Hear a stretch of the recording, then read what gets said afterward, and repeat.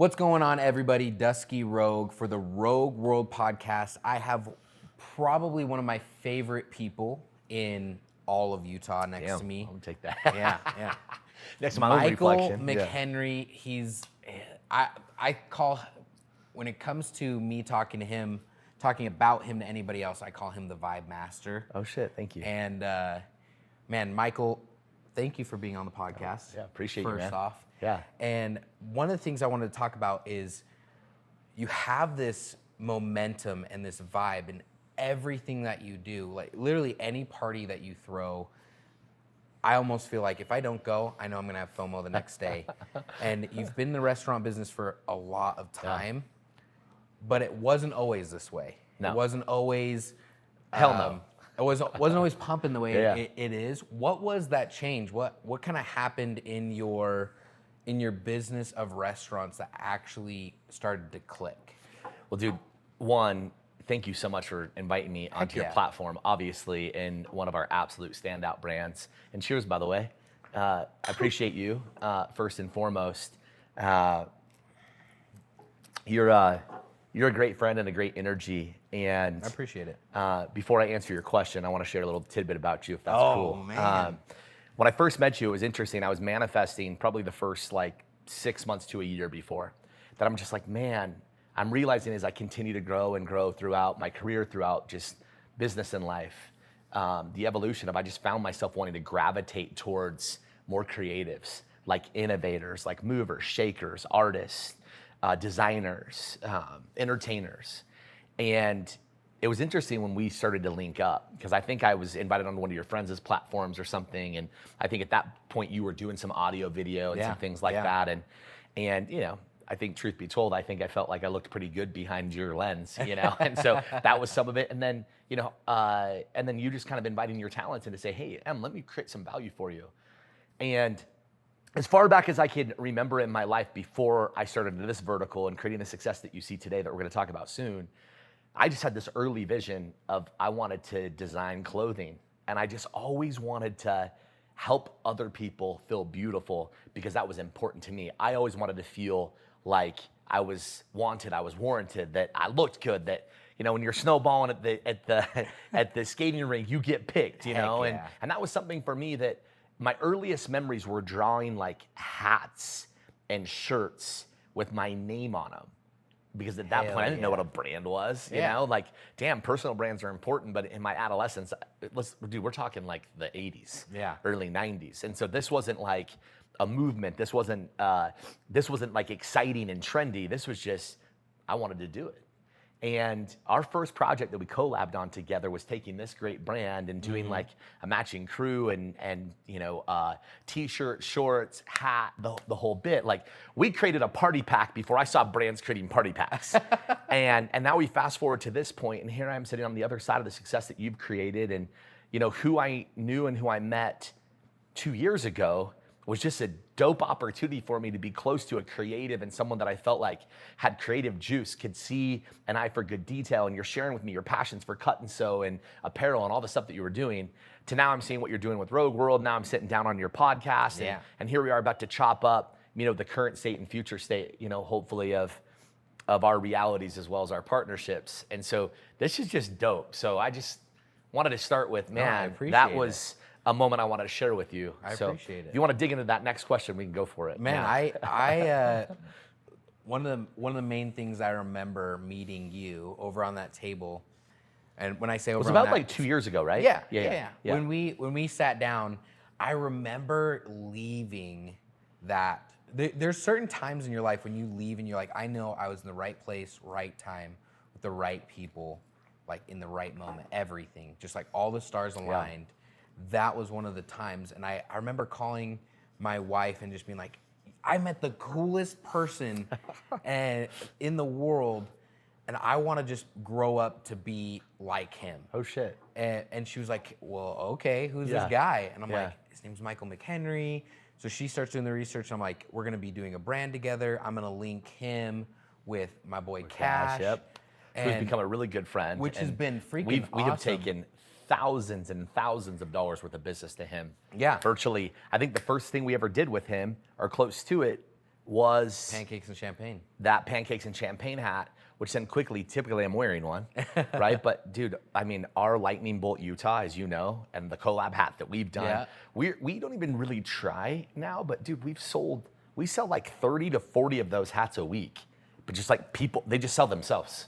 We're like, you know how it works. We're not out there doing any e-com, ads or pushing it. We're just like fulfilling orders that come in. Yeah. Yeah. I think that comes from the... He's a stud, so thank you for that. Oh, I appreciate it. But I think it comes from just like the atmosphere that you've created. And, you know, bringing us back to that question, what was it that made you, what was it that clicked? That's the hard thing is like, you've been doing restaurants and everything for the past 15 plus years.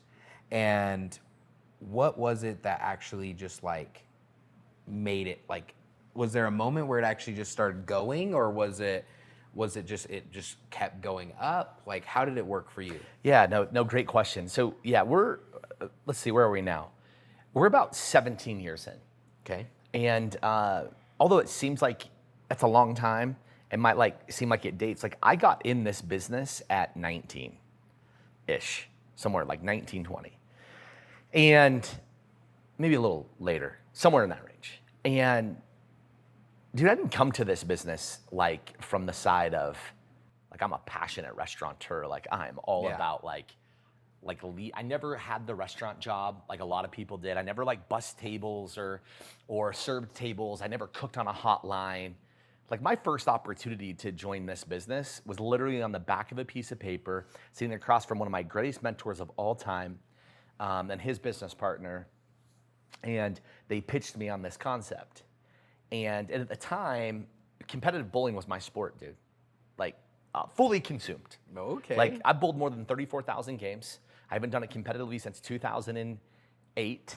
That was the last year I bowled a perfect game as well. Like I've not like competed in that space or done anything in that side. I have many of those perfect games in a lot of those scenarios. And how can you become more goal oriented than literally, dude? The only objective is like knock down all 10 pins, in one shot. And it just so happens if you get a second shot, well then clear the deck and move on. Yeah. And I had no idea how much that would translate into my life. Interesting. Just how can you be more goal oriented than that? Like stand up, knock them down, go. Stand up, knock them down, go.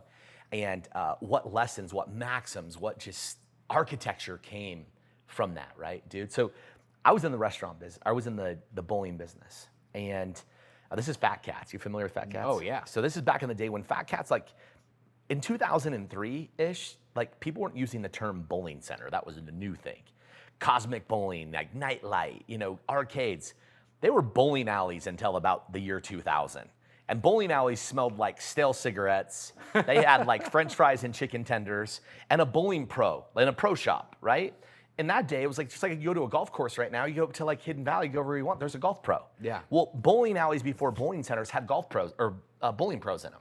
Wow. And anyways, that was a sport that just hooked into me. I won't share the story there. But anyways, fast forward, I go out, I get on the amateur tour, I'm touring, I'm doing really well. And the gal I'm dating at the time was like, hey, like I'm not gonna be married to a professional bowler. Like the bowling season, dude, is 36 weeks of 52. Cow. And then you got practice and tournaments and the realities inside of it, and it's a grind. It's like, it is literally like Thursday through Sunday. And unless you're like a top guy, you're in a van with like 8 other dudes with a bunch of bowling balls, like caravanning across the country. It's like Kingpin shit. You seen Kingpin? Yeah. Like that's like, it's some Kingpin shit when you're not like the big dog. So anyways, I'm like, listen, so I come back. I approach these guys at Fat Cats. I'm like, dude, I want to bowl. I own my own bowling pro shop. It's the only thing I've ever done, dude. Like, I was entrepreneurial, but I wasn't like the kid going around like having a lemonade stand. Bro, I sold cigarettes. Yeah. I started selling cigarettes in 6th grade till I was a junior in high school. I never smoked a single one. Right? I was just like, that's how I got my entrepreneurship started. I was selling cigarettes. And then I started a lawn mowing business when I was like 10, 12, somewhere in that range. I just got a bunch of my friends mowing for me, and I just kept part of the profits and just managed everyone around it. I ran the book of business and the quality control, and I got my neighbors. And by the way, my family didn't even own a lawnmower. I just brought kids on board whose families did, And it was cool. Like we just worked it. So the whole point is leading up to that. I never really had another job outside of the bowling business. The only thing I knew. like instruction, equipment, sales. The reality is like, dude, my first mentor in the bowling business, when he hired me, the late High Hudson, he just passed away. But he was the guy that taught me how to sell. And what I didn't know was this gift. Like imagine being 12 years old, dude. You're learning how to sell bowling equipment, okay? Like true bowling equipment from like a highly successful used car salesman. Wow. Right? Like he taught me how to identify and guess what size shoe you wear, right? So then that way that when this gal or this gentleman walked into the pro shop, I only showed him shoes that were available in his size. Just think about that. Like at 12, 13 years old, you don't even know what that means and how much that translates. Like, so he wanted me to go in and study the inventory that we had available each day because he knew that the moment they pulled their wallet out and voted, you won. Can you remember, dude, this is in the 90s. You couldn't just like go to Amazon. You couldn't like go online. Even back then, if you went online, like it was sketchy, right? You got to dial up on AOL. Like it was before your time. and so I didn't even realize these core set of skills that I was gathering in this wild bowling experience, from competition to mental stability to, I don't care what kind of professional you are, dude. Under any condition, I don't care what kind of pro you are. When you put that kind of hours, that amount of hours in and that kind of discipline into something, dude, you become great. And if you apply that into any new business. So reality is I learned all of these crazy skill sets, from discipline to competition to overcoming adversity to like raising myself. Dude, I started bowling for money at 15. Wow. Dude, by like 17, dude, I'm literally, like I'm paying for my own braces, got my lifted Jeep, wearing clothes. Like I'm making more money than my family, right, at this point. And then I'm like, listen, at that point, I'm like, I don't even know what being an entrepreneur mean. I just knew that the access to new opportunities came from earning, right? And so I come to, we're gonna rewind, we bounce back, I head over to the pro shop, I negotiate with the owners that I'm gonna have this bowling pro shop. And about 6 months into it, dude, they approached me and they're like, hey, we have this idea and we really think you could be the guy for it. And I'm like, okay. And then they proceeded to say, like, you're way too talented for the business you're doing. And in my mind, I know you can relate, but in my mind, I'm like, how dare you? How dare you, although you're about to be the biggest influence on my entire life, how dare you tell me that I'm too good for my own business? Right? In my mind, I'm like, screw these guys. I'm gonna own this place. Like, I'm gonna call this thing freaking Skinny Cats, or Fat Dogs, or whatever the hell you are, Skinny Dogs, right? I'm like, in my mind. And about 10 minutes later, I'm like, hell yeah, I'm in. Oh. And what that was an opportunity to come in to be the first general manager of what you know today as Costa Vida. Back then, it was called Costa Azul. Whoa. So I was invited to be the first general manager and join the founding team of what is now a $200 million company with 100 locations, having its most relevant year 20 years later. They are the hitter in this space. Oh, yeah. The Chipotles are just boring and doing their thing. You've got Cafe Rio that continues to like literally waterfall down. They changed how many times. And Costa Vida is like standing up there like, dude, we're lifestyle, we're consistency, we're freshening. We are a lifestyle brand. It just so happens that we serve freaking tomatillo ranch and sweet pork and a fresh made tortilla, right? Heck and yeah. it's still in my blood. Yeah. Bro, I'm telling you right now, and I would tell them, I'm looking at the camera right now, like I'm better than any spokesperson you will hire, I'm it. Because you already know. Like I'm that guy. Like no one loves that brand like me because of what it did to me and what it did for me. So that's how I got started. And I knew nothing about this business, bro, except for the fact that I was a fat kid who loved to eat food. Oh, I love food. At that point, right? Like back then I was closer to being called Chunk from Goonies than I was from being called, the chief vibe, officer and badass of the city, right? Like that was just a reality. So I only had this interesting guest perspective. So going into it, and only one of the two partners really believed I had what it took. And the one that believed that it had what it took is like the real entrepreneurial side. The one that had the restaurant experience, the one that like came from being ingrained in creating success in the restaurant business and vertical was like, no, he's all personality, right? He's all, he's all hype. And then quickly what happened is being an underdog and stepping into a business and having someone really believe in you and someone that you love and that you trust and that you actually want to be like, that goes, I believe in you. I just needed a moment for him to tell me, I need someone to look at me and see that potential in me and for me to say, hell yeah, I'm all in. Bro, I went all in. I never picked up a bowling ball again. Wow. Holy cow. Not competitively. I switched over freaking night, dude. Over fucking night, I just switched. And I took everything that I had ever built up and I put every bit of it in here. Dude, for 2 years, I had no mailing address. I lived out of a suitcase. bro, I would sleep in the conference room of the office behind Fat Cats in Provo. I would go to the gym, to Gold's Gym. I would shower.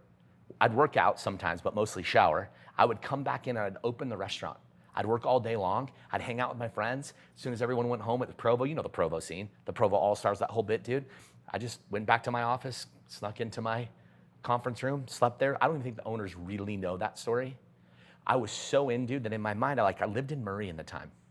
And like, it was kind of a weird situation anyways. So it was like, in my mind, I'm like, why am I gonna drive 50 minutes to wake up and then drive back 50 minutes when in reality, I can work a couple hours longer, I can sleep a couple hours longer, I can save the money on the commute. You know, I was driving like a Honda Accord with like 200,000 miles on it. Like, and I just put in that counterbalancing effort that you just don't really see in today's market.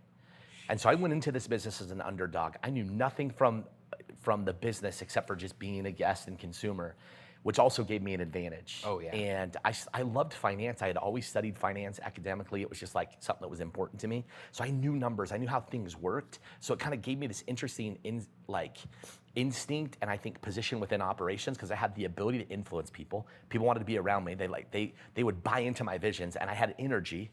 And so because I'd walk in the office, kick the door off the frames, and I just had a full tank of gas all the time, we just fucking went for it. Yeah. And so I actually started my career with some pretty early success, right? Okay. Costa Vida is a badass brand. Oh, hell But yeah. dude, we got a handful of locations and it was over. Like we didn't have the money, the architecture, the resources. Like every great brand needs a story. Read Shoe Dog if you want any reference to what I'm pointing towards. Like it's literally like you get to a point where you're at this sort of critical point and like you're either gonna win or you're gonna fail. And the fine line of that is like so fine that it's like, it's so close. And so I rocked with those guys for 7 or 8 years, and then I progressed on to a few other brands, and then found myself a few years ago realizing that I just don't want to do it for someone else. Like I was really damn good at being the guy that acted like he was the owner, that like wanted all of the responsibility of the owner, but I didn't sign the front of the check. I worked my way through earning a lot of sweat equity and changed my family's tree forever, and all these things that came along with it. But about a few years ago, almost 5 or so, is when I decided I was going to launch the McHenry Group, and I knew there was something special, bro. Like I knew that I could bring the very essence of the things that I could see. I'm gonna tell you I have a crystal ball, or that I really have this real ability to look around corners, but it feels like it. Oh yeah. Just like when you walk into an event for me, you're like, damn dude, I don't wanna miss that thing because it's gonna feel good. And that essence is something that I feel like I have. Like when you're a developer, a conceptor, a restaurateur, a designer, an innovator, a coach, like you must have this ability to create an experience before it's tangible. You must have the ability to create something within your own vision, your mind, your tools, your hands, your resources, your heart, your mind, to actually bring that thing to life before anybody else ever sees it. Wow. And I feel like that's what I can do in the restaurant business. And so I was like, geez, I don't know that I feel like I belong on anybody else's team. I need to take my team and build my team and get these visions and bring the architecture and resources, and let's bring them to life. I'm not passionate about concept creation, dude, by the way. Like, I'm not just like mad scientist, like, oh, I'm gonna go build the next brand. But bro, when it hooks onto me, it doesn't go away. Like, when it comes to me, it's just like, okay, like Hot Chicken, you came to me, like you showed up in 2013. By 2017, I was having pop-ups. By 2020, it was one of the richest acquisitions per square foot in the restaurant industry in Utah. Right? It's just like you see like where those things happen. It's like this very brand that we're here with. The one that really, like you're saying, that like kind of became a bit of a lighthouse, like the beacon, right? The beacon of Brunch Me Hard. Oh, it's a funny story behind this tagline, by the way. We can talk about that. But I was driving down the road one day, and this song comes on by Surfaces called Sunday's Best. Oh. And the whole song, if you listen to it, you can feel it in here. You know the song I'm talking about? Okay, you gotta play this song. But it's like feeling good, right? Feeling good. Like there's just this essence about it. Bro, the moment you turn that song on in your car in your house, bro, it'll literally feel like this. Dude, I'm getting my truck out right So, after this and I'm driving down the bump it. road, dude. I hear this song for the first time. I literally pull over. No shit. I pull over and I'm like, this is it. This brand was actually called Early Bird. It was the byproduct Dirty Bird was the byproduct of this brand, which was actually called Early Bird. What? This was gonna be like a Southern inspired, like elevated cafe. That then at 5 p.m., the signage went from Early Bird to Dirty Bird. So imagine the lighting, the signage is going from a white neon to a red neon. And this all of a sudden says Dirty Bird. And the lights dim and the music changes and the menu changes. We're icing buckets of beer and serving hot chicken. What? That's what it was. But then, dude, two things happened at a critical turning point. I hear this song I'm driving down the road and the pandemic. So everyone's getting nervous. Utah was like a few months behind, if you remember. Yeah. And the whole like craze of hot chicken was happening. Dude, I opened Dirty Bird 6 weeks before the pandemic. 6 weeks. 6 weeks before Utah shut down, how much of the rest of the country was shut down? Just think about that for a minute. Yeah. Bro, I knew there was an opportunity to pivot and take Dirty Bird to the market. I knew that like DoorDash, counter service, delivery platforms were gonna go nuts. And I knew our branding was so hot that if we just had a sandwich that could contend, we would own the market, bro. We did it. Like we brought that brand, it was like, holy shit, let's go. Dude, I remember when the one in Ogden, right? The one in Ogden opened. Yeah. Because I lived up there when it opened first off. Yeah. Dude, like it was the talk of the town. Yeah. Almost. Well, and those are my boys that own Ogden Beer Company in the back. Oh, and those are my boys that Lane and Brian, Lefty from Wimp and Fritz, the taco spot next door. So those are all homies. But yeah, exactly. Like I saw there was an opportunity for it. So I broke these brands apart, opened that one on its own. It went nuts. We sold it, as you know. And, I hear this song driving down the road, like a little time after we'd opened down there. And all of a sudden I'm like, it's it. Bro, in the middle of the pandemic, dude, I got the vision from that song that I'm opening this brand, and we went to work. While every restaurant in the country was closing, when people are running for the hills, people are scared as can be, for whatever reason they believe, and I don't judge that. Yeah. But I just knew for me, we never closed. I don't know that you know this, but none of my restaurants ever closed. Yeah, I did know that. I most definitely, I took a risk that I think a lot of people were unwilling to take. And I think there was a big part about taking advantage of timing, as well as just my passion for getting closest to my reward center, to stepping into my own business, to creating some successes. And really, when you say what is the turning point, it's the 15-year overnight success right here. Like what people don't realize is dude, a summer ago, June, I lost over $1 million in 1 month. Jeez. A brand that I love, Ginger Street, that I love that brand. It failed. It sucked. It still hurts a little bit. You want to lose $1 million too, bro? No. You want to lose $1 million too of real money? No. Spit that shit out. And it didn't stop me, slow me down. It sucked. It was uncomfortable. It was painful, especially for some early believers. Never my intent to find myself in a situation like that where we didn't perform. Yeah. And then the other 3 brands surrounding that 4th brand were winning. Oh, crushing it. Dirty Bird crushing it. All of a sudden, we got the talk of the town. This brand is still one of the hottest brands in Utah. Oh, yeah. This is probably one of the most relevant restaurants, if not the most relevant restaurant in Utah. I sound biased, but I also pay attention. But it is, from an unbiased standpoint, it is. It's hot.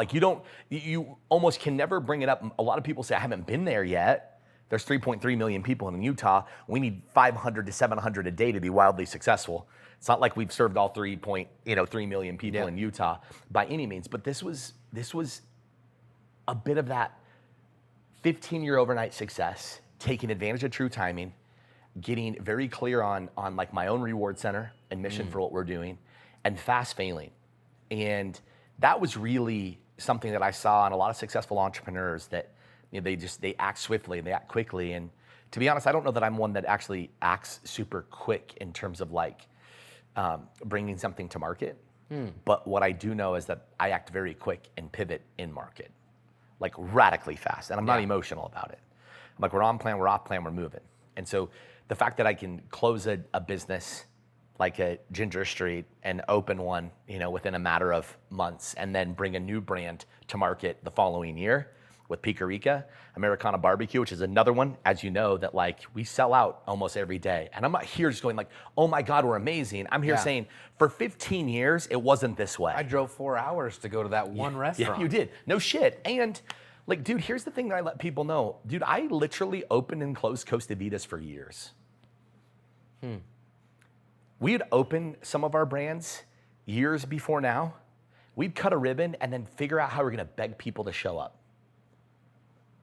And like, revenue was all relative, but dude, I have owned restaurants from $6,000 to $8,000 a week to $80,000 to $120,000 a week. You want to talk about a broad spectrum? Yeah. And here's the other thing, and I shared this at Rogue World for one of the first times. Yeah. Dude, I've done over $750 million in restaurant revenue now in those years. But I've done $750 million in revenue at an average ticket less than $30. Not homes, not econ, not coaching, not discounting these other ones, not real estate, in the most subjective business of all. You have a flavor profile, you have a flavor profile, I got a flavor profile. Sometimes we like a little taste. Yeah. Sometimes we're gonna like things that are similar. And what I knew in this, and where I think the separation is, and one of the biggest learnings in this throughout this whole kind of entrepreneurial curve, is that I just have an unwavering counterbalance of seeing things through. Right? That's interesting. And so when you're like, dude, how is it that you can stay positive when you lose $1 million and open a new brand the following year? Or, you know, maybe you have one brand that wins, or maybe one you exited, and maybe that was too early or not early enough. Because I'm actually not romantic, as I mentioned before, about building brands, bro. Yeah. I'm romantic about building businesses that last forever. And that actually make a difference. I get a little emotional talking about that. Because, bro, I want how this brand or my brands, my partners and I, how they make you feel. When you and Lindsay can come here, dude, the day you close on your home, and I can hug you. And that happened. I got to hug both of you. I got to take a picture with you. Bought your first home together. Wasn't that long ago. No. And I get to be a part of that moment. Yeah. Dude, or like the gal that messaged me last night that said, hey, our rehearsal dinner has canceled on us last minute, and I need a place for my wedding rehearsal dinner on Wednesday night. I'm like, say less. Like, those are the moments I love.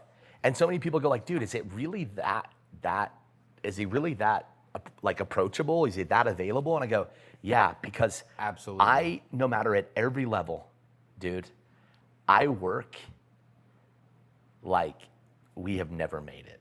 I work like we are in startup mode constantly. I never get comfortable or complacent inside the business. And about the moment the business is highly viable and highly scalable, I'm marketing to sell it. Yeah. For somebody else's architecture to assume, pay me on the future and go run. Yeah. Right? I built the vibe. You just carry that image through. I think it's the viable architecture. Yeah. But it's also because, dude, if I start running that huge business on 5 brands, I don't get to hug you and take a picture with you and Lindsay on the day you buy your home. Yeah. And dude, that's the gratification that fuels me. Yeah. And so I think when you say, dude, what's different? Like what hit? I think first and foremost, dude, I was tired of doing it for other people. Second, like I was missing an authenticity when I was employed to drive someone else's vision. Which, although I think is absolutely necessary, I think you need to go in and go all in and build something for someone else so that you can truly then, like, I think have the calluses, the stomach lining, the experiences. You know, you went through the R&D on somebody else's dime. So I think there's a paying your dues, you know, inside of that. But the reality is, at my level, because I started so quickly and so early, and we created a lot of early success and some failures, dude. Like, trust me, dude, I had been through the layers of it, from partnerships to like winning, losing, hired, fired, win, lose, hire, fire, self-sabotage. I just found myself in these more corporate roles when I was on the C-suite of emerging brands for several years before I launched my own company, that the bigger we got, the further away from this I got. Yeah. And so, dude, I think the real breakthrough is that I got back to hugging customers, man, in a business that just became so commercialized and so dehumanized. You walk into my brands, dude, my people smile. You walk in my locations, dude, my people love you. Oh, 100%. Bro, you've never seen a now hiring sign on the door of my restaurants. under some of the most difficult like hiring times of all. Yeah. You see the people that work for me. Oh. Like these are talents, these are actors, these are actresses, these are entertainers. I've had lunch with people that work for you. 100%. And they're always like, I'm never going anywhere else. Yeah, and if they do go somewhere else, I hope damn well that they're taking skills that they learned here to go be incredible in their lives. Yeah. Because our plan and our focus and our architecture with my partners and I are to grow individuals from the inside out. So like, what's that difference, dude? And it's the very thing that you feel when you come in here is what I knew I could only do if I owned it. And the moment I could bring that to the marketplace viably, it's just changed the game. Like the biggest compliments that I get here, it's not when someone tells me like, man, the ricotta pancakes or your private label champagne, which is cool as shit. Like, by the way, I have a private label vodka and rum hitting the market on the 28th of August. Really? So for your birthday party, you better have all my shit out there. Just be Sunday. My drink is rum. Yeah, dude, I have a Brunch Me Hard rum, white rum, coming to market on the 28th of August. What? I know. Can I come? Where do I buy it? Yeah, so it's wild. So you can literally after the 28th, you can go to Denton Brick Distillery downtown. Well, it's not really downtown, but just off of State in like, I don't know, that's like 28th or 30, it's somewhere down there, like around 30th South. And you can go in there and just buy it. You can buy it from the distillery. It's sure. Like, it will hit their shelf on the 28th. Then I got to move about 500 cases, and then I'll have it, which I'm going to push for. Then you'll be able to buy it in the liquor stores. Heck yeah. I'm pushing on it. And it's well, like I'm the gonna very go buy essence. It on the 28th. It's the very essence of this brand. But that's it, dude. Like, it's not any more complicated, and it's not any more complicated than that. That was a long response. No, bro. I love that. Are you sure? Absolutely. I'm fucking with you, dude. No, my next question for you after that, like the whole time when you were explaining that, is how do you teach because from what you're building and leaving a legacy behind of these brands that are going to be carried on even after you're gone. Yeah, I sure hope so. How do you teach somebody to do just that in creating that feeling? Like it's really hard to talk. It's really hard to like be like, this is the feeling. How do you teach that to someone else to be like, hey, this is how you help people catch, my only word is the vibe, or catch the feeling that they need to be. So what we're really talking about is culture, right? And here's the reality, like the most beautiful, most fluid cultures are the ones that celebrate individualism with guide. Right? Like, let me give you a kind of simple analogy. Okay. Like, think about, how many of you had jobs before where you had like a uniform? Like, you gotta tuck in your shirt. You gotta tuck in your shirt. You gotta wear your visor. You gotta like be clean shaven. Yep. Dude, I actually got written up at Costa Vida years ago. By the way, my boss, cool as shit. He was kind of an asshole, but he literally wrote me up for being insubordinate. Because back in the day, bro, you tucked in the front of your shirt, right? You tuck in your polo, show off your belt buckle. You got like your rockin' Republics on and like some Chuck Taylors, and you're looking cool as shit, popping your collar. And he's like, are you just gonna be insubordinate? I didn't even know what insubordinate meant, dude, right back then. But it was like, dude, I had to be clean shaven to the point that my neck would bleed. I appreciate the fact that I had those disciplines, but the world has changed. So I don't run uniforms. I run style guides. Let me tell you why. Style guides. Let me tell you why. I'm gonna make up somebody's name, Julie. If there's a Julie that works for me, Julie, I'm not talking about you, girl. I'm just like, I'm literally, I'm just making a name, like Julie Smith. Julie joins me. And all of a sudden, like, imagine if I'm in the uniform business. I'm like, hey, Julie, welcome to your first day. Just like I'm sure you've experienced. Here's your 2 shirts. You get 2 shirts if you're full-time, or if you're part-time, you get 2 shirts. And if you're full-time, you get 3 shirts, and you can buy another one for $15. Tell me you haven't fucking been there. Oh, right? Yes. So you're like, here you are. It's amazing. Watch the video, come back, and like do your thing. Then what I have is like, I got Julie and Aaron and Michael and Dusky and Jessica and Lindsay and all the others. And that one shirt, bro, you know this industry better than I do, or not my industry, but you know the cut and sew. That one shirt doesn't look the same on everyone. Just because it says unisex doesn't mean it fits. Yeah. Bro, right? Like, I'm someone that's like, I wear a certain style for me that works. Same. So I give that to Julie, and I expect Julie to be her best, and I expect Julie to bring the biggest smile, the biggest personality, and really lean into our maxims. But she shows up and she's like, I don't even like what I wear. Like, this doesn't cover me, or like, I don't look as good as the other gals in it, or like, you know, that V-neck looks good on some people and doesn't look good on others, or like, I like mine a little more boxy and this is too like athletic or slim fit, or I like it a little more crop top and this is too long and, you know, boxy, like whatever it is. But instead I'm like, Julie, here's the deal. We wear white on the top, we wear jeans on the bottom and a non-slip shoe. I want you to layer up a few accessories. Your hair has to be pulled off your shoulders. And from that point, girl, you do you. What that brings, dude, now all of a sudden is that Julie, all the names I just said, get to go home. They get to pick the stuff they know they feel and look good in. And now they get to bring that feeling to my table. You see where I'm going? Yeah. So like there's this reality of like you have to find this way to celebrate individualism by like casting a clear enough vision and providing enough resources and support to champion them to their highest potential. And it just so happens that the byproduct of championing them happens to be the success of your business.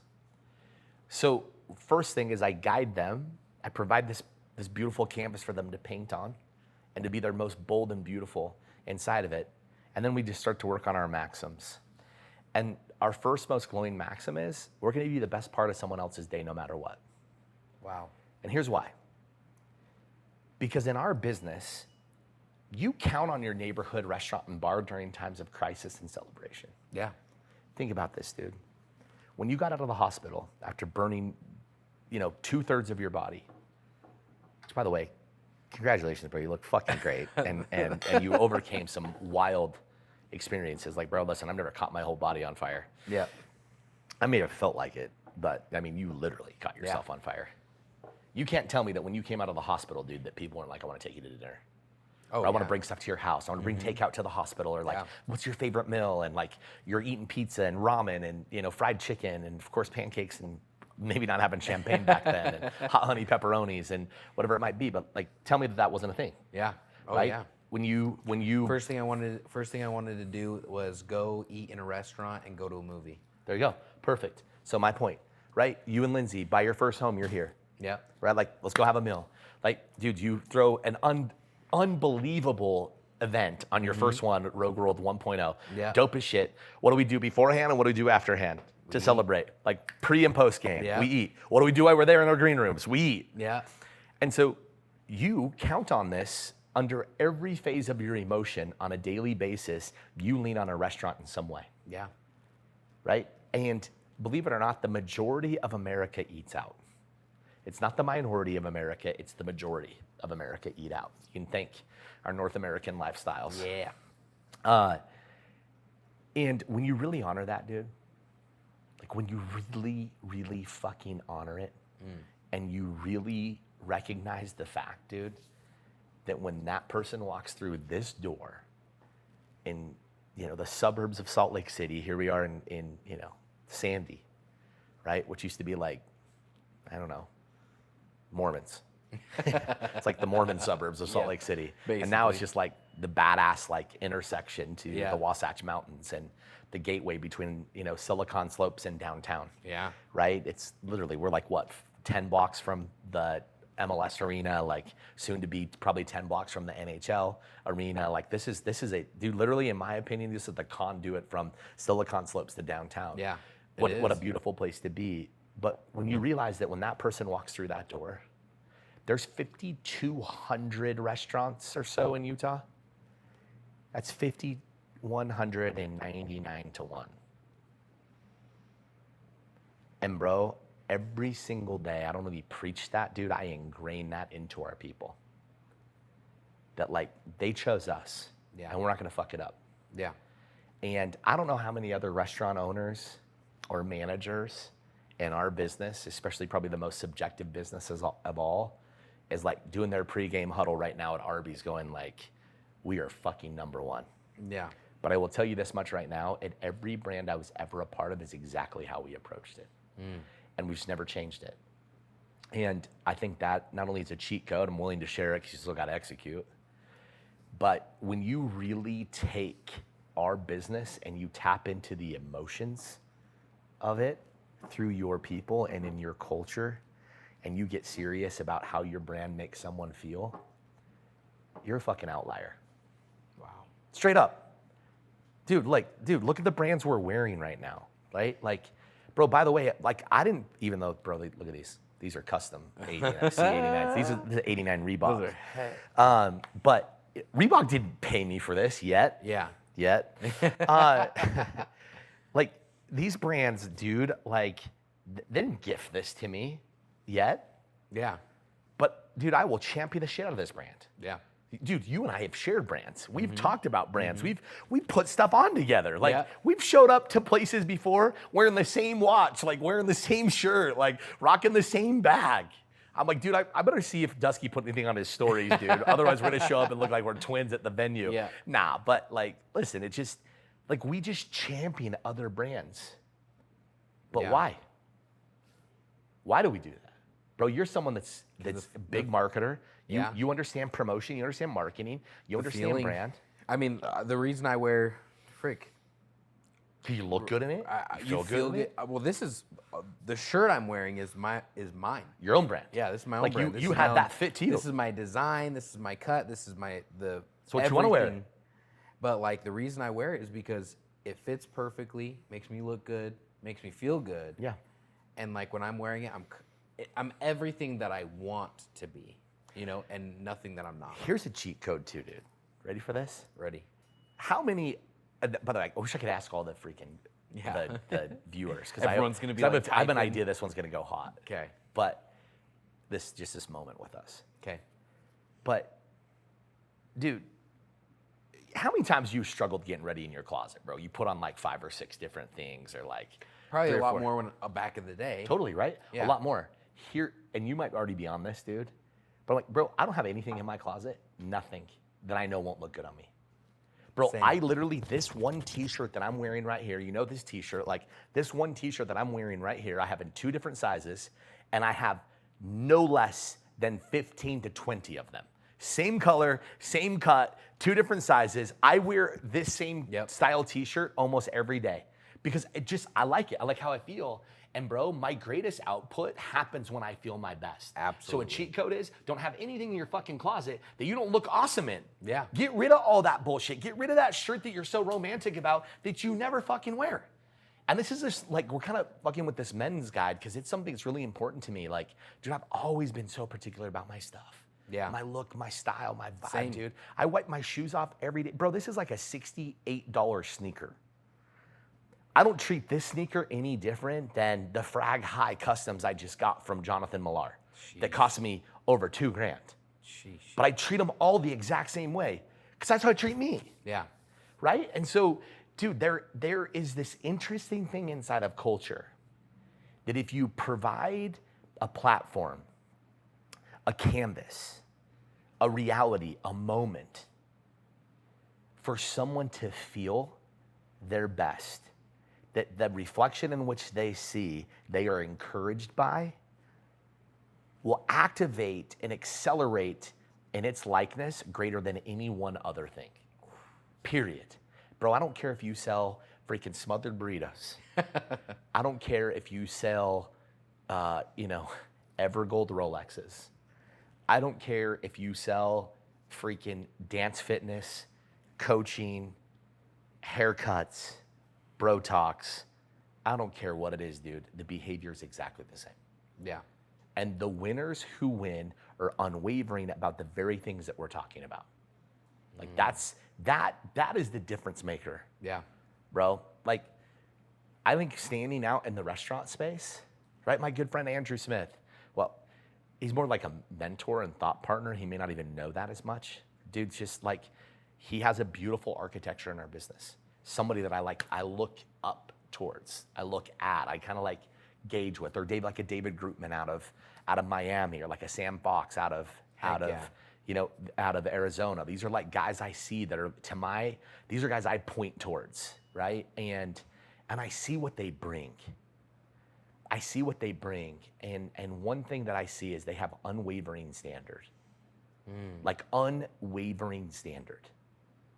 And so I'm like, if I can bring in the emotion, if I can bring the vibe, if I can bring the essence, and I can bring the discipline and have the unwavering standard, no one can do it like us. No one. You know, that's why Groot Hospitality in Miami wins. Oh yeah. Because they have everything I just said.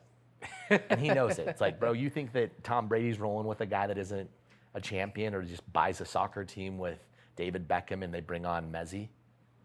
Like, and they just win the league? Yeah. Or whatever the hell they just won. Soccer has so many cups, bro. I don't know which one is like. They got all the cups. Do you have like 7 Super Bowls? Yeah. And like a World Cup? Like, bro, I can't keep up in that game. I was actually literally learning today that there are trophies that Messi's just like, I don't even need this one. And they just go and auction off because there's so many. But bro, I want to stick on this for a second. Yeah. I read this deal the other day about Tiger Woods. They were just talking about outliers, like the dudes that just like really get it and make like such a difference. Because bro, you have to realize where you are in your life at your age. At 25, dude, you're like what, 26? 26, yeah. At 25, I thought I knew everything. No one was teaching me. I didn't give a shit about what the guy across from me had to say. Yeah. I'm just like, screw you, dude. Pedal to the metal. I'm doing me. Yeah. But like, dude, the fact that you invite other people in, that you learn, that you mentor, that you thought partner, something beautiful about the access to today's society that you can get there. But the other talking about Tiger Woods, and there's this crazy statistic about him. Do you know anything about golf? No. Enough. You know I Tiger. know. I know Tiger Okay, Woods. so there's the junior amateur, then there's the U.S. amateurs, and then there's the majors. Okay. He won the junior amateur, the junior amateur tournament, 91, 92, 93-ish. Not perfect, but close. 91, 92, 93. Then the U.S. amateur, he won 94, 95, 96. Then he won his, went on tour, and in 97, he won his first Masters. So he won every top tournament he played from 91 to 97, he won every year. That's a statistic they say will never be beaten again, ever, because he was so outlying better and more competitive and more advanced than the competition. You got Jordans, you got Brady's, you got these Kobe's, you've got these, now you have these leagues where it's like, bro, like look at the golf tour now. There's like 20 guys that are kicking ass. And Tony Finau, who I believe is one of the best dudes out there and one of the best golfers, who's from our state. He grew up at Rose Park Country Club, dude. Like this dude's a total G. His family's in here all the time. He's amazing. But there's like 20 guys. But it was Tiger in his prime.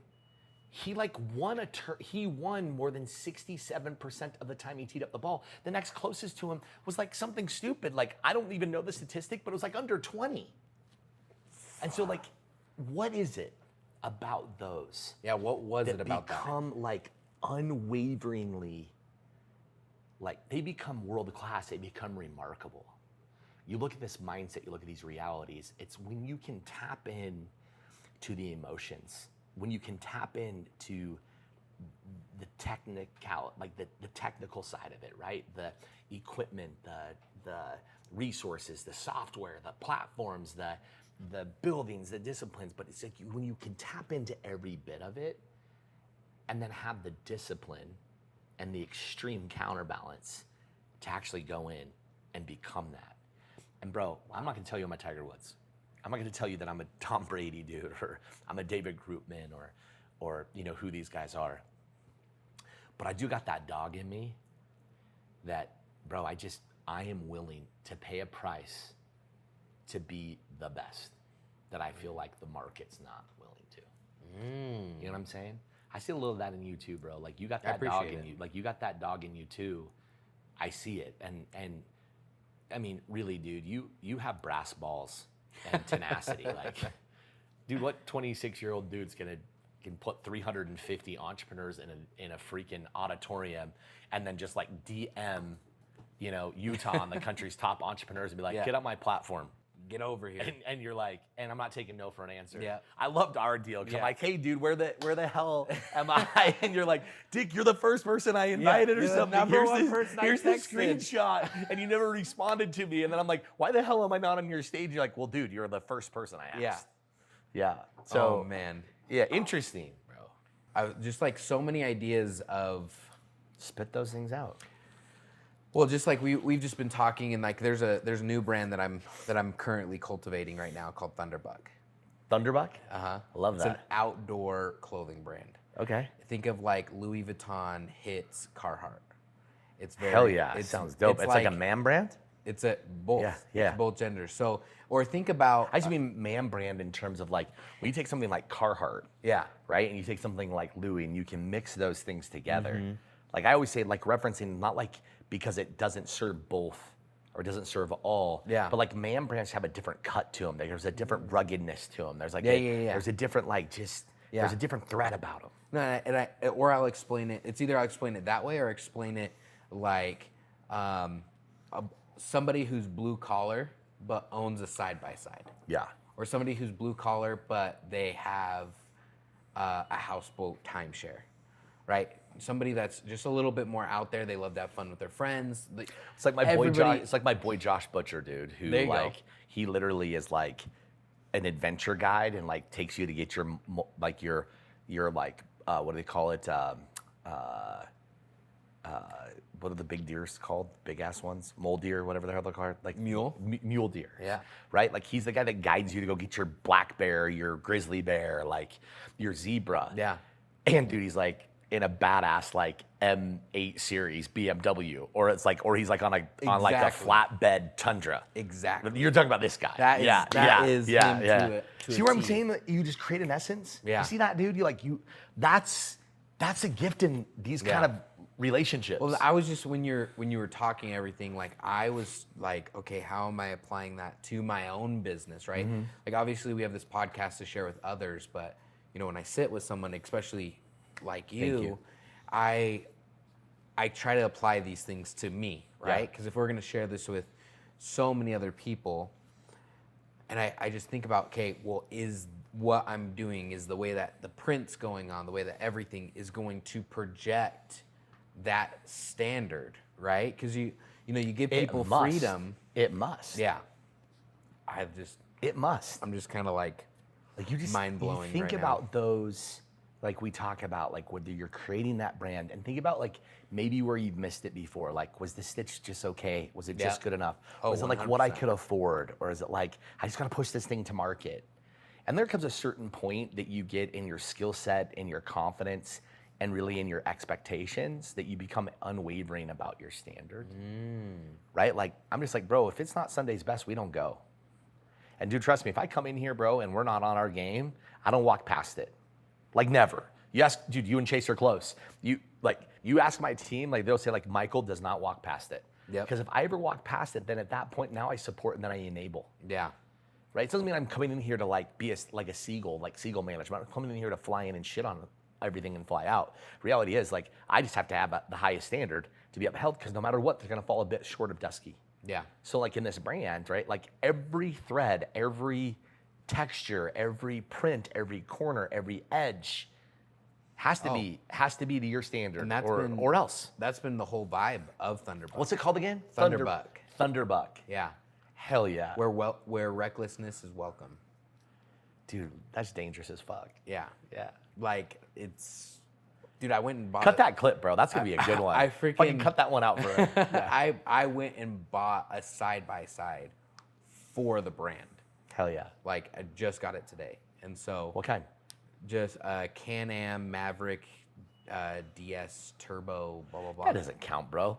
That's you doing that shit. Like a real one for this brand's like a Cushman with it's got like the dump truck back on it, you know? And you sit straight up and you're just like, that's that, yeah. You're like bumping and shit. No, I had to get. Like you well, got like obviously, I got the turbo. Too. It's got a windshield. Yeah. It's got 20 inches of travel. It's the black on bar, black. Yeah. You know. Well, yeah. obviously, hell yeah, no, I don't do anything. I don't do bro. anything. That thing's sick. 50%. Yeah. Because if I'm gonna enjoy it too, it's gotta be 100%, bro. my thing. Like that's something too, right? Where you're creating brand.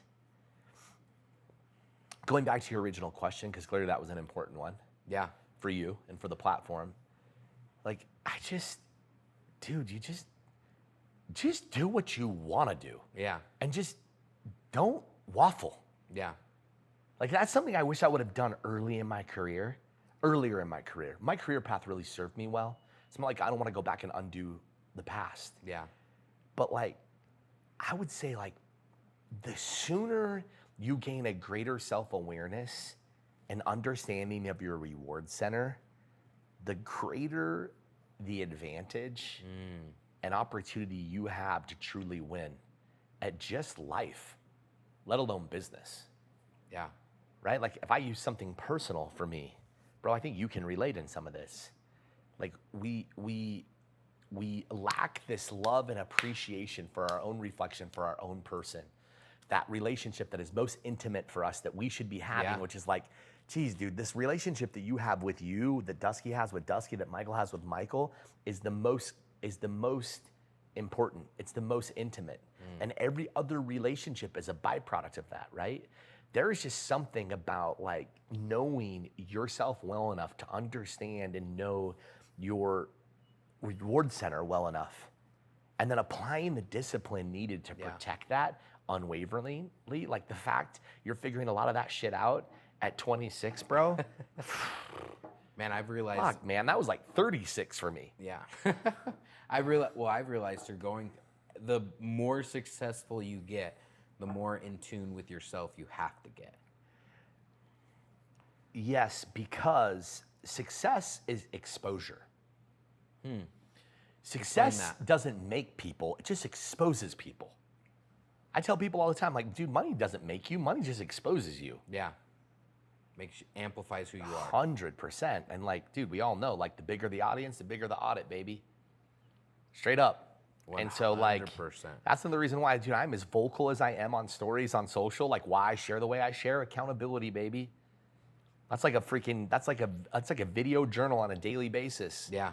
Call me on my shit. But the thing that you know, and anyone that comes in my businesses know, what you see on social and what you see in person is exactly the same. Yep. There's no like, maybe there's a filter from a photographer that helps the mood a little bit. Oh yeah. Right? But it's not like you meet me in person, I'm like just sitting in the corner, I'm not fucking talking to you.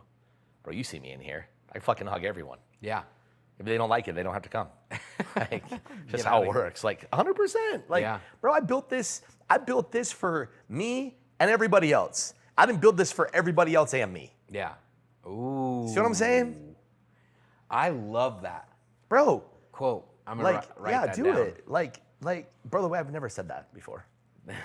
What's that Van Wilder? Like, write that down. Write that down. But that's like a Gary Vee thing. Hey, cut that really quick. Hold that market. Yeah. You know how he does that? There you go. What's his dude's name? The dude that follows him? Starts with a D. I can't remember his name. D-Rock. Yeah, D-Rock. D-Rock. Yeah, that's right. Like, he'd be like, yo, D, get that. That was one of those ones, right? Dude, bro, I built this for me and everybody else. Yeah. Not everybody else and me. But dude, that's an interesting one. Holy shit. Because I built this for me and then everyone else. It's a big differentiator. Like you just said, bro, if I'm gonna do it, I gotta do it for me. Yeah. Bro, like I'm working with another really cool designer right now on a kit. This dude does a lot of stuff for brands that you would know. Bogey Boys. Oh, hell yeah. Like Odell Beckham Jr.'s brand. Like, this is real shit. He courted me on Instagram. And like, he kind of interviewed me, like the psyche of things. Like, what do you want? And I thought it was a really cool approach. And in this discovery, bro, I said to him, like, dude, I do not want to design anything that I wouldn't wear. Straight up. I don't want my crest, my maxims, my touch, my icon associated with anything that I wouldn't wear. If I translate that into this business, like you've heard him say before, like you should never expect anyone to do a job you're unwilling to do. Bro, I still, on a weekly basis, wipe tables in here, you've seen it, bro. I wipe tables, I bust tables, dude. I empty cups, I wash cups, I clean restrooms, I wipe sinks down, I wipe toilets down, I pick up gum off the floor, I check the trash. Dude, today I walked through the front door, I was in meetings, bro, and my hands are full of trash because I literally walked the whole grounds of this acre property and picked up anything that I could see. Sheesh. But you know how many owners want to just park right next to the front door, skip on everything, come into it, tell everyone to go do it? Like, bro, I think both are important. I think you need to make sure there's a team that's highly capable. But my point is just like anything that you design, anything that you do needs to be Rogue approved. Yeah. Oh, right? 1,000%. Right? So that's exactly in how you must carry yourself in all of those environments. Yeah, there's only one way to do it the Rogue way. Bro, right. And I believe that. Yeah, there you go. And I've learned that a lot from you in the way that you do and you all can't of your fuck events. that up. No. Like, bro, I did Country Fan Fest, which, by the way, thanks for coming in clutch. I decided to do that thing 3 weeks out. Hell yeah. We got our asses kicked. Yeah. That was the most enjoyable ass kicking of my career. Bro, like luckily my good friend Bracken Hudson, who and his father Hal and sister Shasta, like, bro, dude, they've been doing this thing like 9 seasons. I'm like 3 weeks out. I'm like, put a 8,000 square foot tent at the front door, 16-foot lightning bolt, 3-sided bar, own restaurant, dance floor. This thing, like, just big, dude. And it was like, bro, just turn this thing up. Yeah. We knew nothing about the festival business, like zero. We're in a country festival. Bro, I'm like. Of all things. Of all things, like, dude, there isn't, like, there's a few things that Michael McHenry's not third person. I'm not country ass Mike, bro.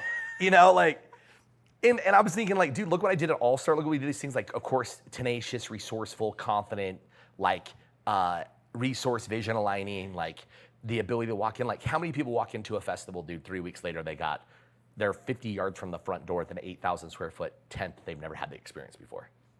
And the whole festival's like, bro, we're 2 days out. They're like, there's just no way. And like day one, they're like, oh my God, your team's incredible. And then like 3 days later, like, don't know what the fuck we're doing. but I'm like, bro, already been invited to several other festivals. Like, already realizing that there's so much opportunity for us. We have one of our restaurant brands going on tour soon, like full on tour truck, like 40-foot trailer, semi front end, like literally getting after it to pop up tours. Like, I think you may see our crest in like a Super Bowl environment at some point in the next probably 2 years. Heck you may see us yeah. this year again, this February. You might see us again at All Star in a different market, right? Like, we're seeing how we have this ability to kind of pivot, but it all boils down to, like, when you just have a ridiculously clear vision and an unwavering standard, bro, which is like at 26, dude, if I knew that, if I really owned that, right? Like, you live in, like, what a time to be alive. Like, we live in the most resourceful time 100%. Where we can just educate. Like, people, by the way, dude, when I was 26, no one did a fucking podcast. Right? Just like, let's just think about this for a moment, dude. That was 15 years ago, right? Yeah, 15 years ago. So like 15 years ago, bro, like you were 11. What was that? What were you, 2000? What were like 2008? Yeah, about. Like 2008, believe it or not, dude, there wasn't freaking like all these platforms we have today. There was like, none of those existed. And I don't think anyone was podcasting in 2008. If they were, it was like, maybe just coming to the surface, but it was nowhere near available. Or you're like, dude, you can go to YouTube right now and learn how to start a business. You go to YouTube right now and work yourself out of any problem. You can literally get on and start, like, get your financial understanding, get your social science understanding, get your culinary understanding, get your e-commerce understanding, like, go get your relationships right, go get your personal health right, go get your fitness right. Like, it's just, that's another thing, is we're in the era where you have no excuse. Which is why I believe that discipline is what leads you. Because we all have access to it, bro. Google costs nothing. It's just effort, right? Ray Lewis says that really well, bro. He's like, and no one ever can take it from you, bro. It's the only thing you got. Like, your effort is all you, right? Like, the effort is all you. I like to say, like, dude, listen, like, there is nothing more beautiful and more dangerous. I think there's not a bigger vehicle or a bigger tool in you than what you have direct control over, and what you have the most direct control over is you. Wow. And your presence and your participation, and no one gets to talk you out of that unless you choose, bro. So like, it's just a choice. Like, you can show up and kick ass and take names, create vibes, create success, like win, or you can just show up and fucking surrender to the waves that hit you, bro. But I told my friend today, literally today, I'm like, 2 things. And like, dude, and she has too much of these 2 things and should have none of them. And the first one is, dude, absolute information zombie. Ask all the questions, seek all the validation, like, get all of the guide, and then not do a single thing with it. And the second one is like the starter. That's what I call it, bro. Although a lot of people say, like, what do you have to do? Like, how many times have we heard the entrepreneurs and some of the top speakers in the world just start? And I think we've created a community now. We've created a society that knows how to start. Yeah. But no one knows how to finish. Nobody knows how to carry it through. That's what I'm saying, dude. So it's like, dude, all of a sudden, like everything started, and the moment they hit any waves, the moment they hit any turbulence, I think the that's moment they hit any also emotions, because of they aren't doing it their way. when people start, they look at, oh, if I start and I do this, then I'm gonna make money, or I'm gonna do this. Here's the start and there's the finish. Yeah. My boy Jimmy Rex says this well too, right? Like, because of the starters, like they get all these other things happening, but the moment it gets difficult or they get complacent, they just give up. But you know, my boy Jimmy said this well, and I just lost this thought as you were saying it. But what'd you just say? How'd you say that last I was night? talking about how, we look at the start and we look at the finish. Yeah. Oh yeah. It was this entrepreneurship. He was talking about this like somebody who was guiding or coaching or something, and he shared this literally today. And he's like, I was on a walk with this guy, and he starts talking about like he wants to be an entrepreneur, and he said like, man, are you willing to work without getting paid for any long amount of time, extended period of time? I said, no, I don't think it's possible. I said, then you shouldn't even think about it. Ooh. So I'm going with that, like, bro, so many people want it, but they're unwilling to pay the price. So I go like 15-year overnight success, bro. But I'm telling you right now, very few of any, bro. I see like what happens, dude. I see it happen in my business right now. Okay, you gained a bunch of resources from other people. You had this vision. You grabbed an architect. You grabbed a designer. You hired some badass operator from some other market. And you brought them in. And all of a sudden you realize that in my business, bro, you got to stay relevant every damn day, and you don't have what it takes. But you used several million of somebody else's money. And I don't care like what it is. I'm making this shit up. But like so many people come into this low barrier of entry and they think they're gonna fucking win when they have no idea. This isn't like a piece of multifamily real estate. Right? It's not an apartment complex, dude, that you build and go vertical, and the next thing you know, you rent it out, and a management company or a property management team's running it, and the tenants actually run their own cycle, and they duplicate in their likeness, and the sociology duplicates, and it runs, and you don't touch it anymore. You just make your cap and move on. But in our business, you stand up these four walls. You have to. You have to. Yeah, That's what I love about this business, bro. It keeps you young, or it's gonna make you old. Bro, to me, I'm like, bro, at 41, I'm in the best shape of my life in 20 years. Dude, I can run faster, I'm smarter, I'm more swift, I'm more mobile. My mobility, my oxygen, my endurance. Like I kick the shit out of my 30-year-old version. Like literally calling him right now would be like, bro, we did it. What'd we do? We became who we thought wasn't possible. Hell yeah. We are becoming. And bro, by the way, we got lucky. Bro, we got lucky, we got aligned, but we also earned it. Bro, we're in love today. You got 3 daughters. You got a successful business. You get to be an influence. Hell yeah. Bro, like you got through it. Like, bro, we got through it. I would say one of the Those biggest heartbreaks, those moments, that adversity, we overcame that shit, bro. You'd be proud. We have that boat. We drive that car. Hell yeah. We stay in that hotel, bro. We take your kids on that vacation. That little kid that was walking at the gas station, dude, that saw the family in the boat going to Lake Powell, and that's what you always wanted. That's what you do now. Yeah. You start like what does your younger self think about where you are? Bro, all of this ties back to just being like true to your reward center, man. Yeah. Bro, Talk think about that this, real bro. quick.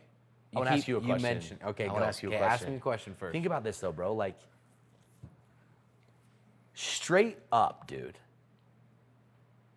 12 months ago, do you think you'd be sitting right here? No way. 2 years ago? No way. Definitely not. Bro, like you and I had a pretty vulnerable, humbling conversation the first time I sat down with you. You were like in transition in life, just like you're in this place and you're taking that step, and 2 years later, but like, bro, I'm not even saying your 10-year-old self, bro, or your 15-year-old self. I'm saying, bro, your 25-year-old self has got to be shocked or just stoked for you. Man, if I talked to myself 2 years ago, I would think you're lying that somebody has the amount of money, happiness, working on themselves, gusto ever in their life. Is it interesting how often we don't check in with that younger version, bro? Very. Just think about that for a minute, man. Like, dude, I remember I would go to Las Vegas when I was a kid from time to time.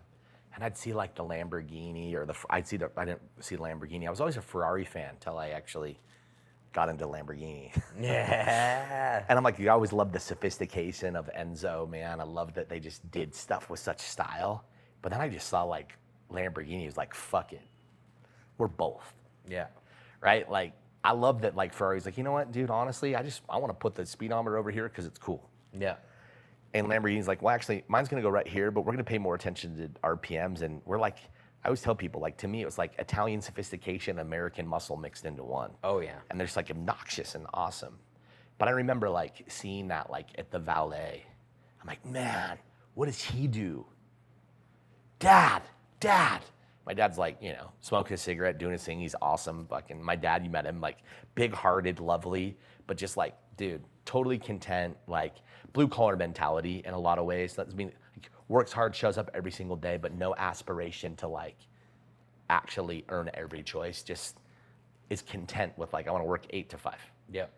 But I remember that moment, dude, you know, as a kid. Then I actually remember the moment not too long ago, driving down the road in those neighborhoods, because I still do that, bro. I still drive through that. Bro, the neighborhood I live in, across the street from me, they're like 5-acre estates, right? Like I'm on a 1/2 acre, pretty dope, right? But it's not an acre and it's not surely not 5. And I still drive down and go, man, I wonder what she does, like what he does. But I had this moment a couple of years ago, and I'm driving with my gal, and I'm like, now I know what it takes. Now I fucking know. Like, I know what it takes to go get that. Like, nothing to me seems out of reach. Nothing. Like, there's just a fuel that's different, right? Yeah, I get that. But like my 12-year-old version, bro, my 14-year-old version, my 15-year-old version, bro, my 20-year-old version, no fucking clue what his 40-year-old version is. Mm-hmm. Bro, you know where I'm at? You know where I'm at with that? Like, what a shift, right? Into where we are now. But I know you, dude. I know what I know of Rogue World and like what you're looking to do. I think it's why it aligns with me. Like, I have this pulling vision to help men become their greatest. And what I see is I see more and more platforms of this architecture of guys becoming better and growing from the inside out. And all of a sudden they don't see a shift in their reflection. They see a change in who they are, but they don't see it. I want to help them feel it. And I'm not just saying like in just the soft science way. I'm saying, dude, is like as much as like change your look, update yourself, hit your self-care, get your bro talk. Like I'm saying like start to celebrate this new guy. You see like when guys start to hit it or gals start to hit it and they go, all of a sudden they got veneers. Or all of a sudden, like, you can tell, like, there's a certain look about someone who's got money. Mm-hmm. You know what I mean? Like, or you go like, bro, when you got that much money, when you, and your teeth look like that, bro. You know what I mean? Like, I just mean it. Like, that's a reality. Like, I see it happen, bro. I can't tell you how many of my boys and how many of the gals around me in the last 5 to 10 years, there's these certain levels that you get to in your income and your portfolio and your stability and these investments you start to make in those things. And I'm like, bro, start making those things now. Because the gift that your favorite smile will produce for you is just like when Julie gets to wear the white shirt that she wants to and not the one the company dictates. Bro, like go out and make those investments so that you can start to reap the reflection and benefit of the very growth that's happening. Yeah, when it's all internal, bro. You know what I mean? When you see someone become very successful on their inner, not just successful monetarily, there's always a tell. There's always something that you can see from them. Be that they might not have changed anything, but in the way they walk, in the way that they carry themselves, what they wear, who's around them, who they attract, like what kind of people are there, like exactly. And it's not always like what they're driving. Right? I'm not trying to just make it aesthetically, but I see so many people that are growing right now that aren't changing in those things, that aren't seeing it differently. I want to help them tap into that. Yeah. Like give yourself permission. Yeah. To like go out there and give yourself some true self-care. I love it. You know what I mean? Yo, bro. Sheesh. It's good, dude. It's really good. That is good. What's the future of Rogue World, man? Like, dude, what's up? you're not interviewing me. Well, I am That's now. my interview of you. I'm doing it now. The future of Rogue World is we do another event February. You're there. Dope. You're on the docket. February 24th, 2024. Dope. And we're in this time of balancing stability with a dream. There's a dream of where I want to be, and then there is a reality of where you have to stay. You know, it's not like you're being pulled. It's just saying like, hey, this can still happen, but what do you have to do to go there? And so those are kind of like fighting in me right now. We're in this. You know, my brother gave me 2 weeks because obviously he does all my. I give him. Was your what brother to the do. dude I met? Yeah, the big guy. That's your brother? My older brother. I actually thought you guys in the face looked similar. He's your brother, huh? Yeah. Bro, I knew I wasn't tripping on that. He's my 30-year-old brother. Yeah, so my brother works for me full time. Yeah. And so he was like, "Okay, you have 2 Organized, weeks." disciplined. Very good. And I'm very Yeah, we run You're run a very CEO, man. similar. Like you're very up and out. And so I'm deciding what I want. What I want that 2.0 vision to be like. Do I want it to be very similar to 1.0 because it was very effective? But there's a few hurdles if I decide that I want to go bigger. Yeah, sure. So, Like, listen, dude. They call it a 1.0, 2.0, 5.0 for a reason.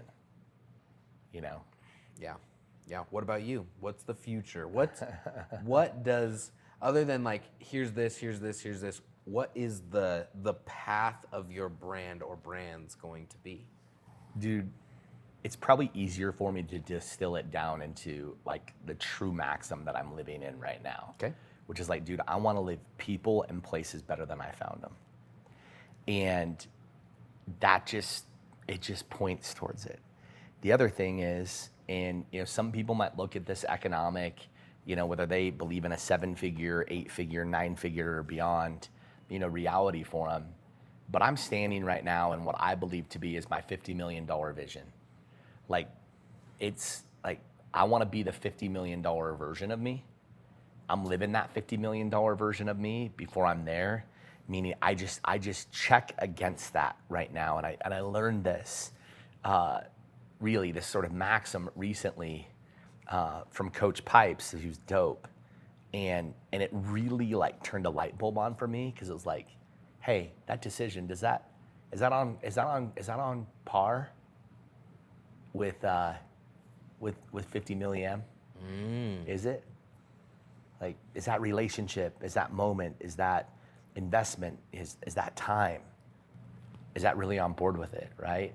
And so it's really like kind of those three things. It's like people, places better than I found them, dude. And am I really making steps every single day towards like being my greatest version? And am I becoming my 8-figure version while I'm maybe in a 7-figure body? And that's everything, dude, from like mind to body to interest to relationships to business. And so I just measure against that, which has removed a lot of noise for me. Wow. It's removed a lot of dead weight. It's put me in uncomfortable rooms.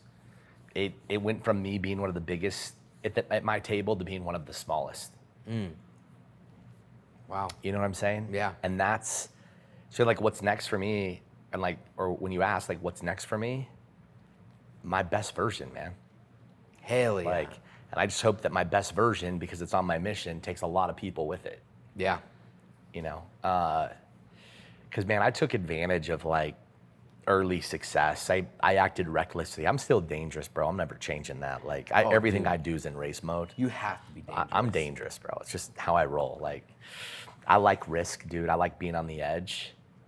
But I think there's a big difference between like living dangerously and living irresponsibly.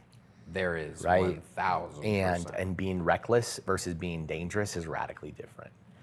And that's where I feel like my maturity, my failures, my successes, my love, my full heart, my heartbreaks, like, you know, my life, my journey has just put me into a situation where it's like, damn, dude, you're nowhere close to where you need to be and where you can be, and you're not getting today back, so don't fuck up tomorrow. Yeah. You know, like we're always in this in-between stage, like we're either the oldest or the youngest we've ever been, right? Like we're the most experienced, or it's just like we're just never gonna get this Like, we're a fucking hybrid, dude. You know, we're hybrids, dog. And so, yeah, yeah, man, next best version, dude. I hope to bring a lot of this not new, but just the growth, the awareness, the projection, the clarity. Excited to bring my newest vision, to the stage. I'm excited to see it. By that time, what you're gonna see is a place where men go to actually entertain the very things we're talking about. I love that. Under like our vibe and essence. And I think it's time that men have a place to go where it can be about them, and I would agree. it can be about becoming their best version. Because what's beautiful when we as individuals are our best, bro, that everything else around us is a direct beneficiary of that. Yeah. Our businesses, our families, our kids, our spouses, our friendships, our moments, these places, these people and places. Bro, you are so generous. You just have this lovely, generous heart about you. And when you're in your best, and you know that you're in your best, you are earning in a very sustainable way the choices that you need to help as many people as you possibly can. Oh, yeah. Right? And that doesn't happen if you're not your best. I want everyone around me the rest of my life that once they enter my sanctum of who I am, is that it changes their life and they're uplifted.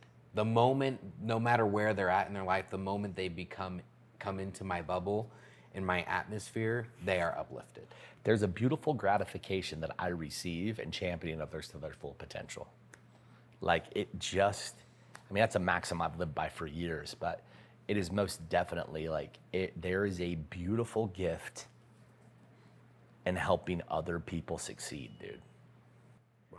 That isn't you being, MC Hammer and giving everything that you have to everyone else. It's like guiding, teaching, supporting, like educating, aligning, like and stabilities, it's not infrastructures. Look at me. It's hey, I believe in you. Let's raise you up. I'm just gonna be there as a guide. I also believe that there is a look at me, and I think that society that thinks that that's not important is what has made society weak. Like, fuck that. Like, live inside of your fucking bold, bro. Like, the world needs more of that. Like, dude, the world needs beacons. They need lighthouses. They need fucking guides. Not this, like, soft culture bullshit. No.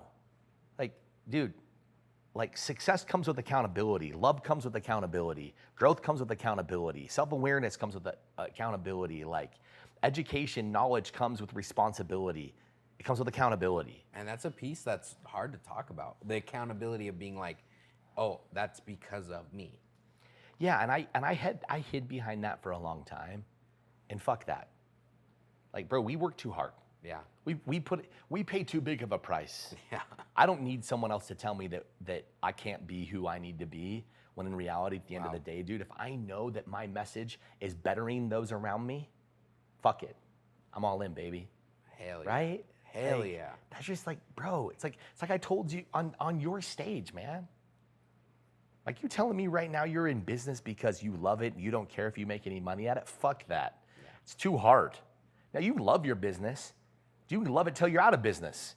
Because if you don't love it in a viable way, like, no one's here on scholarship. No. Like, so people are so afraid to talk about money. They're so afraid to talk about, like, their real success. Like, oh, man, grind in the dark. Fuck that. Grind in the dark didn't help that kid get there. That younger version of me didn't get to see a guy like me. He didn't know it was possible. I owe my 10-year-old version me. Yeah. I owe him me. Bro, I owe my twins, my daughter. Like, I have to, do you know, like, it's not gonna make me proud to miss a dance recital from time to time, or the swim meet, dude, right? But the reality of it is, dude, I also have a lesson in there that my daughter needs to learn, that there's sacrifice, bro. That when you're out there building anything that's meaningful, bro, doesn't mean you can be everywhere at once. Wow. Right? Like, I want my daughter to know we live in that neighborhood for a reason. You go to that school for a reason. Your fucking parents earned it. Yeah. But we can't hide behind that, bro. Damn. Like, fuck that. Too many people hid behind that in 2000, in 2005, 2008, when I was, or like fucking 97, making myself look old here. But my 10-year-old version, bro, like in 93, bro, where was Dusky? Bro, where was Michael McHenry? Where was Gary? Like, where were these guys? And so now, like, we need a society to hide them? Fuck that. Okay, we're just dropping the truth here, bro. This is like, I told you never know what you're going to get on this, bro. Like, you know, you never know what you're going to get on this. But I think now I have a responsibility to share it the way that I believe it needs to be shared. And it's nothing more than my own opinion that happened to be earned over the last 17 years. Yeah. And I think that's what pushes real culture, is those that are not afraid to say, this is what I believe it's going to be like. Also, when you learn it from guys that used those things or these outside measures to validate and medicate and suppress, and you know, like I've said it many times before, man, like I wore that watch, dude, drove that car, lived in that house before I could ever afford it. And the moment that I actually got to like the self-warrant and respect and those things didn't matter. Now I want to wear them as fucking fun. And if I want to be more efficient, I'd be like, fuck it, I'll just do whatever I choose. Like, doesn't even think about it. Like, bro, I got dope cars. I'll tell you right now, like, dude, I love driving my Ford every day. Like, I love being in my truck. Yep, same. Like, I love the fact that it just like, it fits me. But like that younger version of me, no way, dude. I'd be in race mode in the GT everywhere I went, no matter what, the windows down in the winter. Because I wanted to be cool as fuck. And now I'm like, yeah, bro, I got that. But no need. Whatever. You know what I mean? Like, yeah. They're still cool. I love the cool shit. But there's just a different self-awareness. Like, dude, I tell people, like, bro, I may not be the most relevant restaurateur in the market, but I'll tell you right now, dude, I'm the most recognized and the loudest. Yes. I got no problem with that. 100%. Because it's not overwhelming my ability to put the ball in the basket. Yeah. You got to have both. Damn. Right? Man. Feeling that, bro? This whole thing. I felt this whole thing. Yeah, it's wild, dude. Man. Well, first of all, thank you. Fuck yeah, man. Thank you. I have to ask you a question because I promised myself I'd ask a question to you. Please, yeah. And it's very left field. Cool, bro. Of this. Yeah, I voted for him. And so I was like, okay, I'm gonna ask this question, and if we need to, we'll just cut it. Cut it before the question. No, man, do it. What would it take to put the Dusky Maiden, which is a drink that I make, on your menu? The Dusky Maiden, is it with rum? Uh-huh. We just do it. Fucking make it happen. All right. You just gotta commit to a few cases. Remember that rum case that I told you about Yeah. earlier? Just buy some rum cases, Tell bro. me. I just want it on your menu. That's what I'm saying. Just buy one. I gotta taste it, make sure it's good. Okay. And then like, my goal is to take the rum and put it into the liquor store. So you can help me move enough cases, bro. You help me point towards like a way to point e-com to the distillery to buy my fucking vodkas and rums, bro. I'll put your cocktail on the menu for sure. Yeah. Yeah. All right. Yeah. Cool. Done. I had to ask it. Yeah, man. That was an easy one, bro. You have to, yeah, man. Much love, bro. All right. Thank you. Did you get some new ink on the fingers? Is that new? Yeah, a little bit ago. Yeah. Stay Gold. Oh, shit. From The Outsiders. Hell yeah. I like it. Yeah. Hell yeah. So- What's The Outsiders? The Outsiders is a movie and a book. Oh, shit. You act like I watch TV or read. It's from like when you were a child. I know, bro. I'm fucking with you, bro. I never watched it. Yeah. But like, man. yeah, it's from when you were a kid anyway. I've referenced it a bunch, yeah. My uncle was one of the actors in The Outsiders. Oh, really? Yeah. Hell yeah. So, I mean, that was like a cool point, but I really love the poem that it comes from about like, no matter what, stay gold, stay true to yourself. Mm-hmm. I had to put on my knuckles. When did you do that? Huh? Did you do that when you were in months ago. Greece? No. I did this in Greece. Yeah. And then I did one on my leg in Greece. I think I remember seeing it. It's like down here or some shit, right? It's like they all like. This is my represent- newest one, bro. Yeah. Like, why not, bro? You have to. Well, Like- dude, we're doing the pop-up shop here on the 23rd of September. I mean, so for the Rogue Rampage, Yeah. we'll have an artist. Oh, dope. I A paid, tattoo artist? Uh-huh. Yeah. Cool. I paid him to do free, and the Like you doing like flash art or something, so he'll just have a yeah. few things Well, on it. one yeah. is your lightning bolt Oh, hell yeah. Dope. and stuff. We put that Thank on you. there. Hell Oh yeah. well, of course. That'd be dope. You can't come to We got to court those guys to come, from that event that night too. Yeah. I mean, I don't know who you're putting on your list. That's not up to me, but I'm here for it, Dude, bro.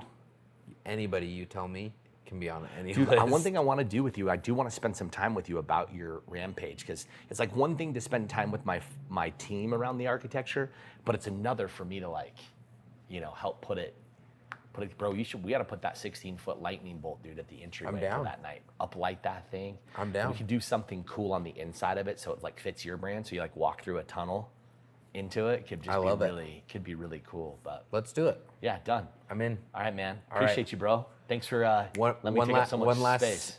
question. Yeah. Where's the best place for people to find you?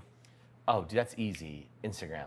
That's like where I think all the attention is. Share your at. Yeah, it's at Michael McHenry. So it's the verified one. It was before you could buy it. Yeah. I had to carry the weight in that. I talked about I'm not against anyone who has. I think it honestly it's a beautiful way to recognize and to stand out in the market. But there is only one of them out there, and it's actually my only social platform that I manage. If you email me, it's my assistant. If you LinkedIn me, I don't pay attention to it. If it's TikTok, it's my team, right? If there's another platform out there, if it's Facebook, it's not me, right? Like those aren't, I guess it's like just Instagram and walk in my restaurants. Heck yeah. Yeah. I love it. Hell yeah. That's a wrap. Thanks, bro.